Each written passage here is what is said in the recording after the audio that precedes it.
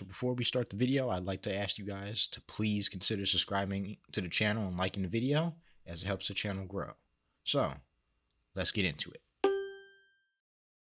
So, Zach Lavine has re-signed with the Chicago Bulls. As a surprise to absolutely nobody except the mainstream media, that he is not a Laker, and he is not a Portland Trailblazer. Zach Lavine has re-signed, and nobody is surprised by that. And I'm definitely not surprised by that, and I'm happy that Zach Lavine has signed his max contract. So in this video, I'm going to give you all my thoughts on Zach Lavine signing that max contract and where does he go from here and how he can get better as a player. But I'm also going to give my thoughts on the KD trade and some of the things I've been hearing around the community that I just don't agree with. So without further ado, let's get into it.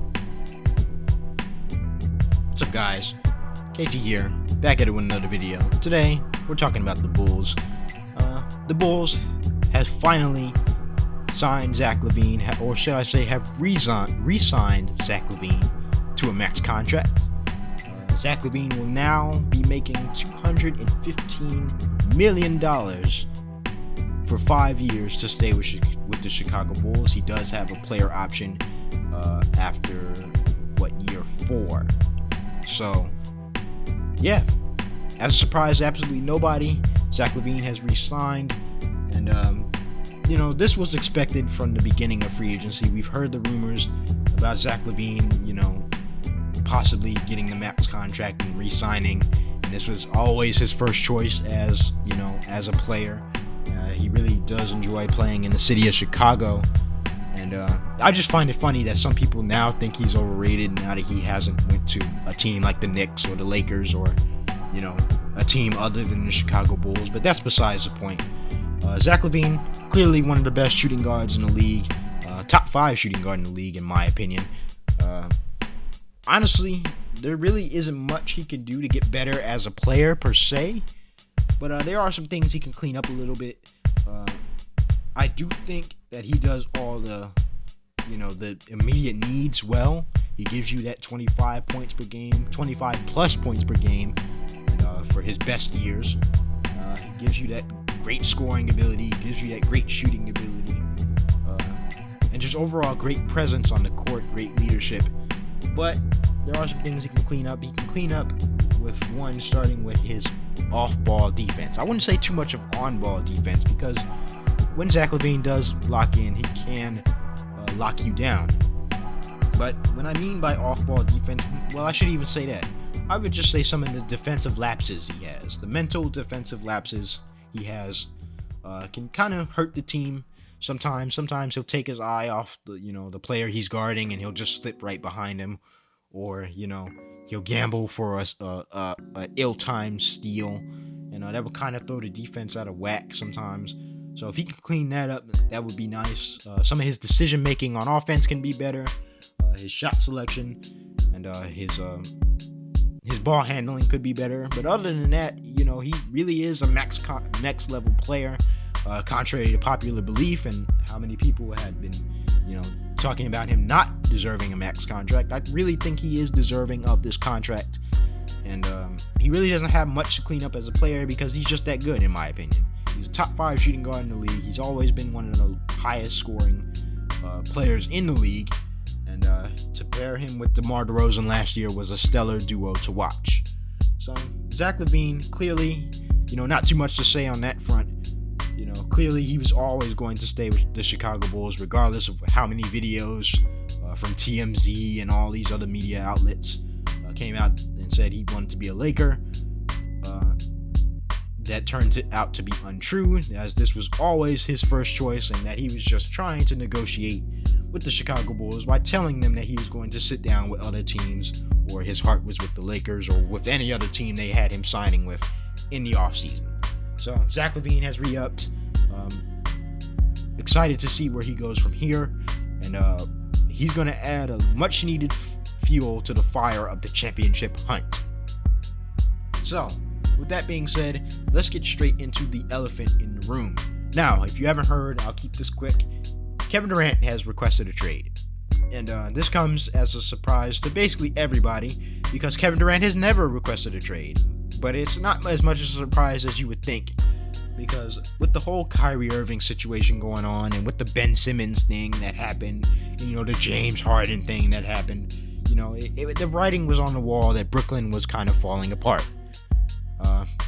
By no means, and I just want to address this real quick, by no means is this only Kyrie Irving's fault. By no means is this only James Harden's fault. By no means is this Ben Simmons' fault. By no means is this Kevin Durant's fault. I've seen a lot of people try to pin it on one guy, especially Kyrie Irving, in the past week, saying he's destroyed franchises and all that. To me, it just didn't work. They just didn't have enough oomph to beat the teams like the Celtics. They probably weren't going to beat the Celtics anyway, even with Ben Simmons, or even with James Harden, or even with the healthy Kyrie Irving, or a fully in-game shape Kyrie Irving. They probably weren't going to beat the Celtics or anybody else, because they just didn't have enough around those guys to complement them. So it just didn't work, in my opinion. But the elephant in the room is that trade rumors have been heating up for Kevin Durant. His preferred list of destinations are the Suns or the Heat.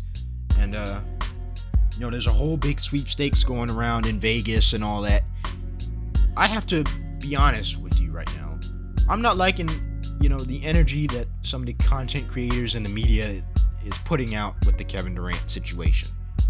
These media outlets and a lot of these content creators have pointed out every single team except the Bulls. They pointed out the Raptors. They pointed out the Lakers. They pointed out the Nets. They pointed out the Suns. They pointed out the Heat. They pointed out the Sixers. They pointed out, like I said, the Mavericks. They pointed out the Trailblazers.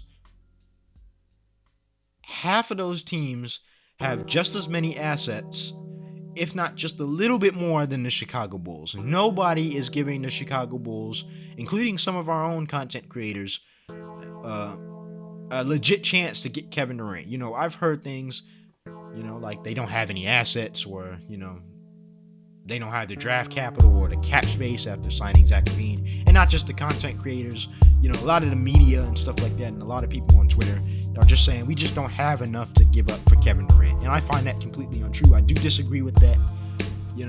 We have just as many assets as all the other teams that they put on that list for the Kevin Durant sweepstakes. The only two outlets that I've seen, or the only two things that I've seen that have given the Bulls a legit chance to get Kevin Durant, has been the Vegas better odds, as they have them fourth in the Kevin Durant sweepstakes, and Bleacher Report, as they have mentioned them in the most unexpected, destinations for Kevin Durant.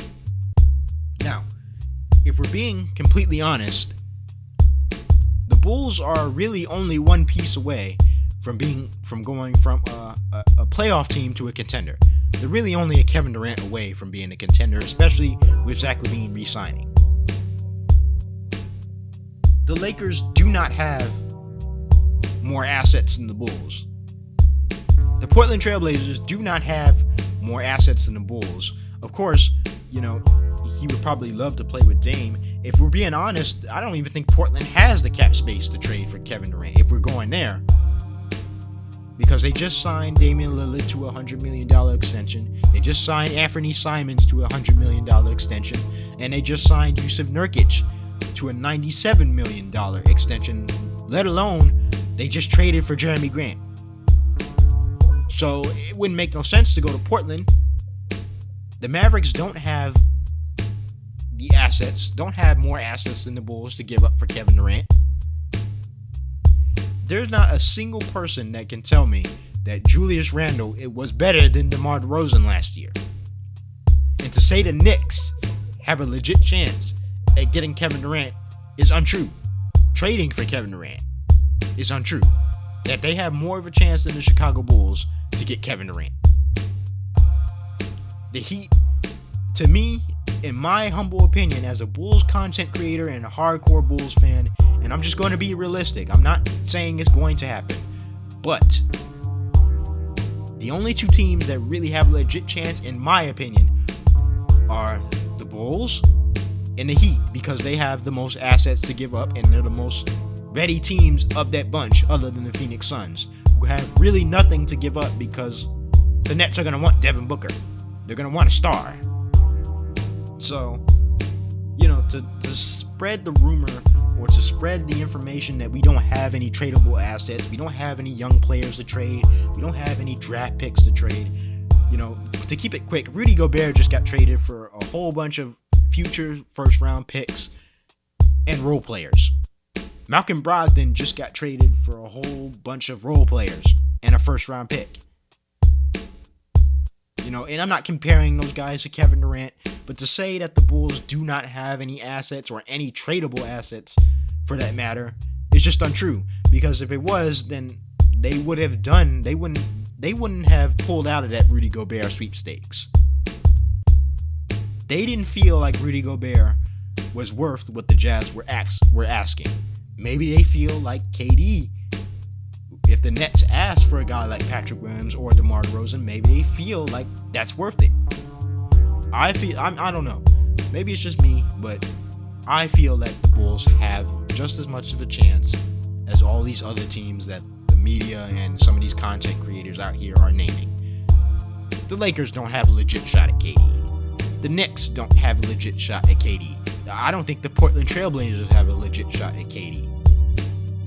So to say that the Bulls have no shot at KD, to say that all these other teams can get it done, to see that all these other teams can get it done and the Bulls can't, to say that we have no draft capital or no young players that any team wants is untrue. And to say that we have no assets is untrue. And, they have just as much of a chance as any other team to go out and get a player like Kevin Durant. That's all I have to say.